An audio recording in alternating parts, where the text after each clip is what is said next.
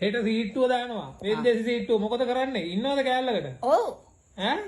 යකෝ තෝ පොදින්නේ මං උදේ දැන් බලන්න. 10000ක් එක සීට්ටු කෑල්ලක් 10000යි. 10 කියන්නේ 10ක් දෙන්න ඕනේ. ඔය 10000ක්ම 1000ක් මේ ගත්තාමනේ කීයද ගාන? මාසෙකට 10ක් දෙන්න ඕනේ.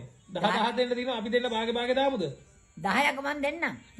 කොහෙන්ද 10ක් දෙන්නේ. දැන් ඔය 10000ක් දෙන්න කොහෙන්ද ඔයාලට තියෙන්නේ මාසෙකට? උඹට පරිය ගණුක මන්නේ දෙන්නේ. කොහෙන්ද 10000ක් දෙන්න කියලා අහන්නේ? 10 දැන් 10000ක් ඔයාලට කොහෙන්ද? 10ක් එක සැරේ ඔබ දෙනවද? නැතුව 10 පාරකට යන්නේ. ඒක කියපන් කොයිවනේ. මේ කෑල්ල සීට්ටු කෑල්ලක් රුපියල් 10000යි. 10. එතකොට කට්ටිය ඉන්නවා 25000ක්. එතකොට ලක්ෂ 2කමාරක් හම්බ වෙනවා. හරි. දැන් ඔයා කෑල්ලක් දෙන්න පුළුවන්ද ඔයාට? කෑල්ලක් දියම්. මන් දෙන්නම්. ඔයා කොහෙන්ද ඔයාට සල්ලි 10000ක්? ඇයි මගේ සල්ලි දිනා සල්ලි වලින් කොමිස් කර ගන්නවා. කොමිස් කරගන්න?